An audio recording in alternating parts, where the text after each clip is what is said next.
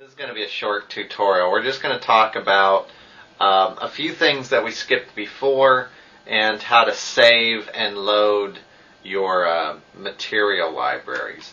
So I've expanded out my number of shaders that I can view here. I've done that under Options and Options again, and then down here at the very bottom you can hit this button here, which is 6x4, and you'll get these smaller little viewports for your shaders, but you can see more of them. So as your scene gets more complicated, this is a little bit helpful. There's also some other things in here that you might be interested in. If you're looking for the DirectX shader, you can find it right here. We're not going to cover that in this class. We cover it more in the next class, but that's where it's located. Also, your ambient light is here, and that's the ambient light that you use to view the shaders with. It doesn't have anything to do with your scene. And then your animate the materials is up here. If you're animating your materials and you want to see them animated in your shader viewports, you can do it there. Here's your lighting too, and sometimes as you change the scene lighting to heavier coloring, you might want to change this lighting here for your shaders so you can see what they're going to look like. Okay, over here, if I right click on any particular shader, I can go to this magnify button, and you'll see I'll get a little magnified view of my shader, and I can make that bigger if I want to drag it out. So if you really need to get a better look at your shader, you can do it here. You can also right click on this window and hit drag rotate, and now I can rotate this shader around if there's like seam or something I want to see on the other side. You can also hit that drag rotate over here, but remember you got to go back to drag copy if you want to be able to move these over to your viewport. So don't forget to turn drag rotate off if you want to do that. So just a few more buttons. Under Utility, this is your clean multi-material, and what this will do is reset these viewports to only show what's in your scene. And you can also condense the material editor slots here if you want to. And you don't necessarily need to use these, so I'm going to skip over them, but some of you will probably be asking how to do that, and that's where they're located, just going by past experience. Okay, let's talk about the libraries. This button down here is called Get Material, and if I click on this, I get this big guy here. We've been here before. And we've been dealing with new as the type, and new has all those different types of max procedurals and shader types listed here. I'm going to go up here to Material Library, and what this gives me is the library that's currently open in Max, and I happen to have the Max default library listed here, so it's pretty big. You can see as I click on these, I can see the different type of pre-made shader up here. There's lots of different ones. Remember that the little blue spheres are shaders. The little green boxes are bitmaps, so they're going to fill up this whole screen. And in here, you can uncheck different buttons. You can see I've gotten rid of the bitmaps now, or I can get rid of the materials and just show bitmaps. You can choose your scene materials. So these are these shaders that are in my scene right now. I can choose the selected one. So if I click this one, it will show up. If I click this one, it'll show up. You can also use thumbnail mode, and you can make a bigger picture up here if you want to. So scene, selected, we've talked about new. Active slot is the one that's chosen over here. So you can see that that's my active slot, and these are the bitmaps that make up that particular shader. Here's everything that's in the material editor. And so what we want to do is load a new library now. I'm going to go back to Material Library and click Open, and I'm going to hop back over here to my older Max directory.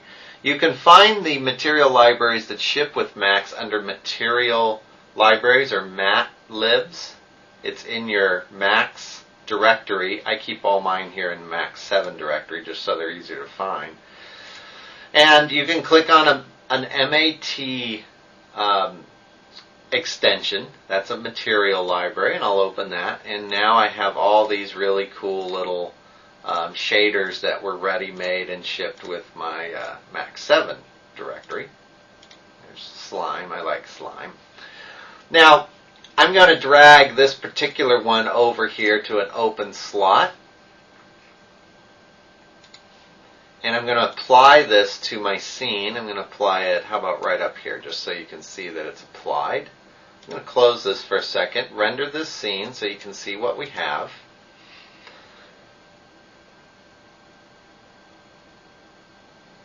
There we go. Take a second for it to render. I have 12 materials here in the scene that I've made. And what I want to do is I want to make my own material library so that I could share that with somebody else. So if I create shaders that I think are pretty neat, then I'm going to want to save them. Let that render so you can see the different materials that we have here. I tried to include just about a little bit of everything in this. There's bitmaps in here, there's different shader types, there's translucencies, reflections, everything's kind of included.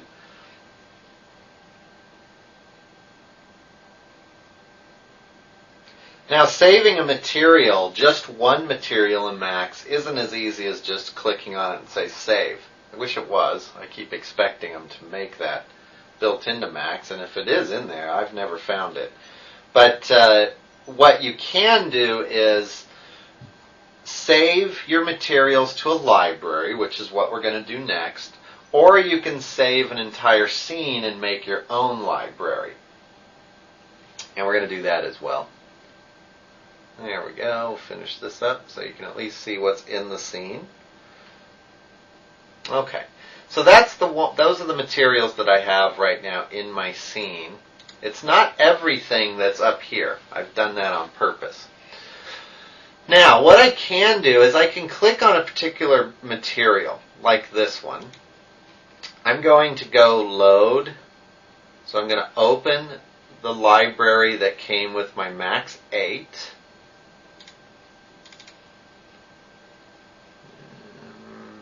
MATLAB, that is this one. Okay, there's my Max 8 library.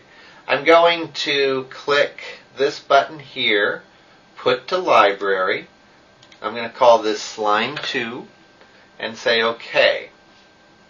And now down here is Slime 2, and now it's been added to this library.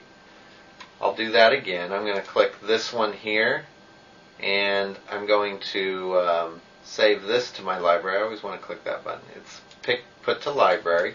This one's going to be called Blue and Red.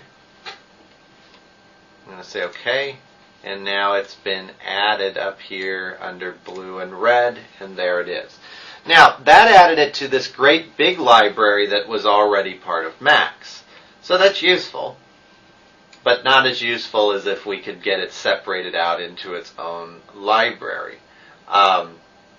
What I'm going to do now is I would drag each of the individual shaders over here that I wanted, and I'm going to save the whole scene library. And I do that by going to Scene.